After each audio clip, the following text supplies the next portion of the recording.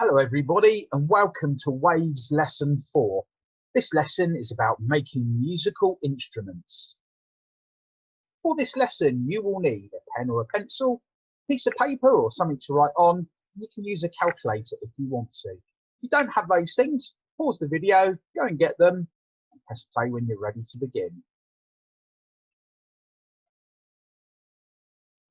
As always, we start with a little mini test of questions from previous lessons. Here's some from last lesson.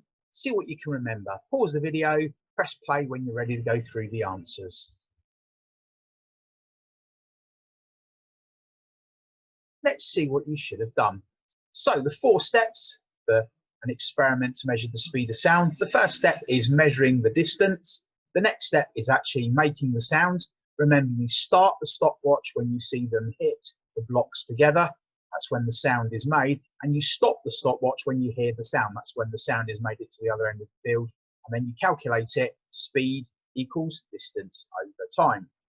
Draw 2 diagrams to show the difference between low and high frequency at the same volume. So here are the 2 then. This is the higher frequency one on the right. You can tell it's higher frequency because the peaks are closer together, and you can tell it's the same volume because the peaks go up to the same height. So the same height, just you get more here per second.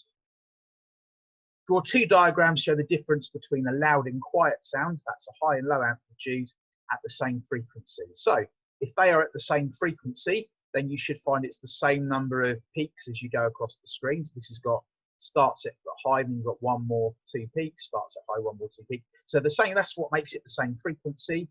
The high and low amplitude, well, this is the higher amplitude on the left because the peaks go up higher. This is the lower amplitude on the right because the peaks are lower. If you got all of those right, well done. Now, remember the vibrating ruler. Have a listen to these 2.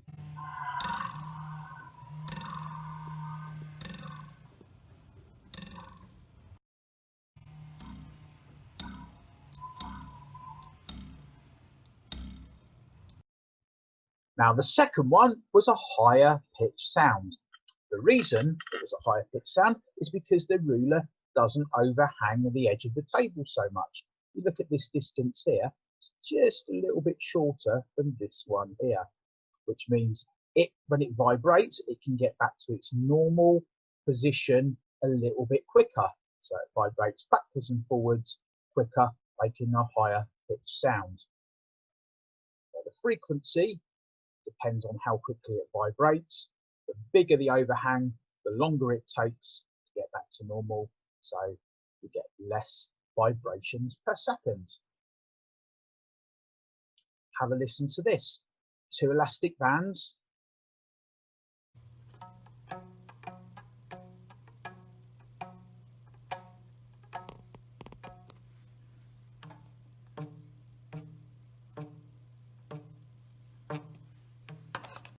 Making 2 different sounds. The tighter the elastic band, the quicker it can get back to its normal position. The quicker it can get back to its normal position, the quicker it vibrates forwards and backwards.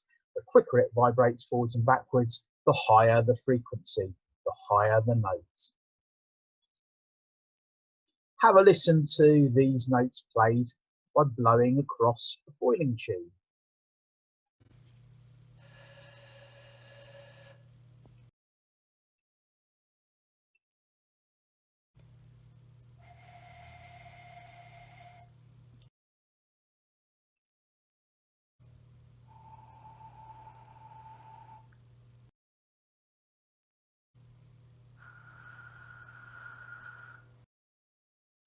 Now what you should have noticed, as there is more water in the boiling tube, there is less air. Less air has a higher pitch note. So the more air in the tube, the slower it vibrates, so the lower the frequency of the note. The next type of instrument we move on to now is the drums. And who better to demonstrate this than the legendary Phil Collins. So stranger to you and me. Stranger to you and me. I can feel it coming in the air. So one of the most famous drum breaks there, Phil Collins, In the Air Tonight. What you should have noticed in that drum riff is lots of different notes. Now a drum is basically a piece of skin stretched over some kind of circular tube. What actually happens is you hit the drum skin and it makes the air inside vibrate. Now the tighter the skin, the higher pitch the sound, and also smaller drums make a higher pitch sound, so it's quicker for the skin to get back to its normal position, so vibrates quicker. This is the overhead view of the second drum kit he played, and when he played his little drum riff there, he worked his way around the drum. So he started off, so the first note, the highest one started there, and then the next two beats was there, the next two beats was there, next two there, and the last two, he hit both of these big drums at the same time. So it's important to understand that the different notes that he played come from different sized drums. You can have a go at this at home.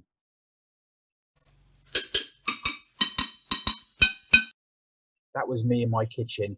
But enough of that, some musical instrument questions. Have a go at these, pause the video, and then we'll go through the answers.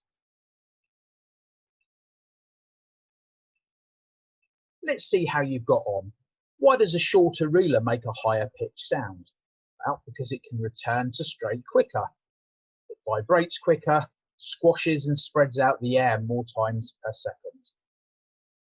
Why does a tighter elastic band make a higher pitched sounds? Again, it can return to normal length quicker, vibrates quicker, squashes and spreads out the air more times per second.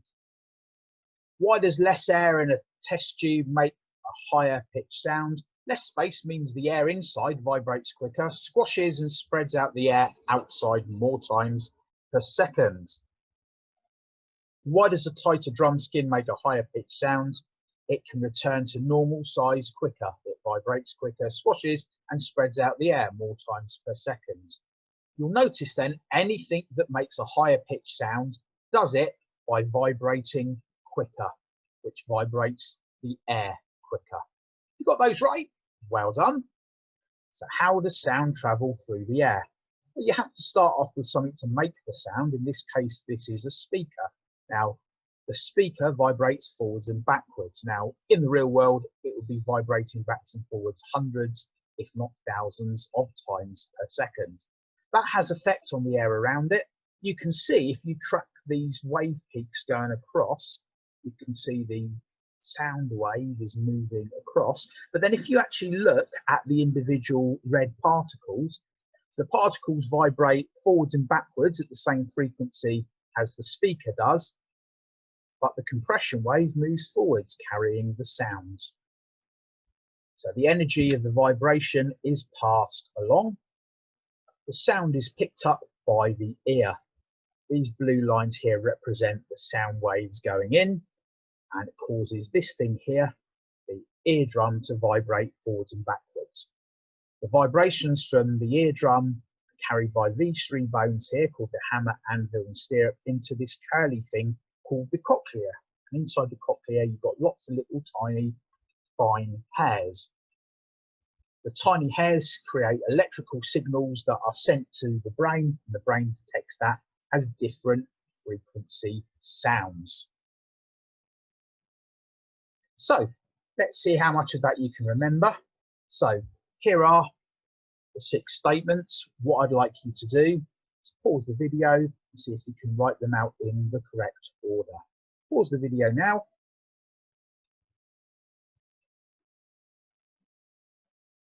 Let's see what you should have got then.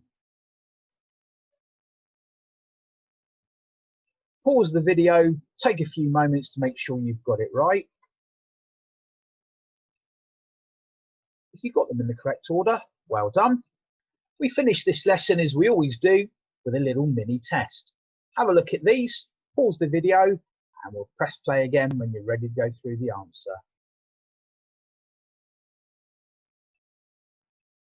So let's see how you got on. What causes sound? Quite simply, anything vibrating. How can you make a higher pitched sound? Quite simply, you make it vibrate quicker. What would happen to a guitar string if you tightened it? It would vibrate quicker, so you'd get a higher pitched note. or a note of a higher frequency. What would happen to a drum if you loosened the skin? Well, it would vibrate more slowly, leading to a lower pitch note or a note of a lower frequency. How is sound transported through air? Quite simply, the air particles move forwards and backwards, or they squash and spread out, or you get compression in rarefication. Any of those would do. You got those right, well done. Well, that's basically it for the lesson. If you do have anything you're not sure of, feel free to rewind the video and watch it again. Likewise, if you feel like you really need to make some musical instruments at home, feel free to do so. Otherwise, that's all, folks.